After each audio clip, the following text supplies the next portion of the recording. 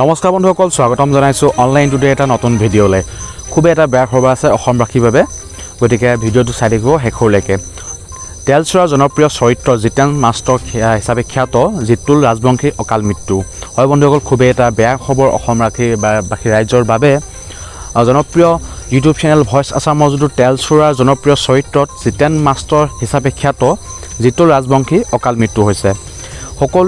সকলোকে হহুৱাই অহা YouTube channel voice আছামৰ তেলচুৱাৰ জনপ্ৰিয় চৰিত্ৰ জিতেন মাষ্টৰ হিচাপে পৰিচিত জিতুল ৰাজবংশীৰ অকাল মৃত্যু হৈছে। গুৱাহাটী বি বৰুৱা কৰ্কট প্ৰতিষ্ঠানত চিকিৎসাধীন অৱস্থাত মঙলবাৰে নিশা প্ৰায় 11:30 বজাত তেওঁ শেষ নিশ্বাস ত্যাগ কৰে। প্ৰতিভাসম্পন্ন অভিনেতাগৰাকীয়ে মঙলবাৰে পুৱা সংকটজনক অৱস্থাত ভৰ্তি কৰোৱা হৈছিল কৰ্কট ৰোগত আক্ৰান্ত হৈ থকা প্ৰয়াত শিল্পীগৰাকীক।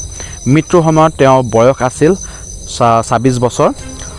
তামোলপুৰ মহকুমাৰ সৌৰাগুৰি নিবাসী পৰেশ ৰাজবংশী আৰু নীলিমা ৰাজবংশীৰ জ্যেষ্ঠ পুত্ৰ জিতুল তেলচুৱাৰ স্ক্ৰিপ্ট ৰাইটাৰ অভিনয়ৰ লগতে পৰিচালনাও কৰিছিল ভইচ আছাম নামৰ ইউটিউব চেনেলটো। হয় বন্ধুসকল, খুবেই এটা বেয়া খবৰ, খুবেই এটা দুখ লগা খবৰ অসমবাসী ৰাইজৰ বাবে, যি নেকি লোকক হহুৱাই ভাল পাইছিল জনপ্ৰিয় ইউটিউব চেনেলৰ ভইচ আছামৰ পৰিচালক জিতুল ৰাজবংশী। তেওঁ ইতিমধ্যে কৰ্কট ৰোগত আক্ৰান্ত হৈ ইতিমধ্যে মৃত্যুবৰণ কৰিছে। যোৱা মঙলবাৰে নিশা 11:30 ইতিমধ্যে তেওঁ মৃত্যুবৰণ কৰিছে। তেওঁ এগৰাকী ভইচ আছামৰ স্ক্ৰিপ্ট ৰাইটাৰ লগতে সুন্দৰ অভিনেতা আছিল।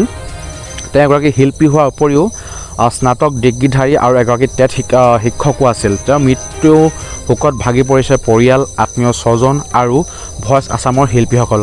আজি অজস্ৰ গুণমুগ্ধই শেষ শ্ৰদ্ধাঞ্জলি জনায় যুৱ শিল্পীগৰাকীক। মৃত্যুৰ সময়ত তেওঁ পিতৃ মাতৃৰ লগতে এগৰাকী ভাতৃক এই সংসাৰ এৰি থৈ যায় বুলি ইতিমধ্যে জানিব পৰা গৈছে। হয় বন্ধুসকল, খুবেই এটা বেয়া খবৰ।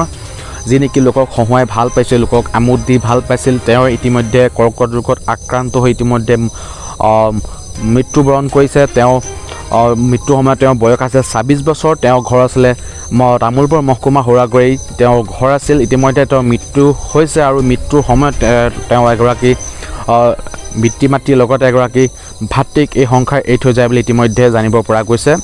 গতিকে বন্ধুসকল, খুবেই এটা দুখ লগা খবৰ।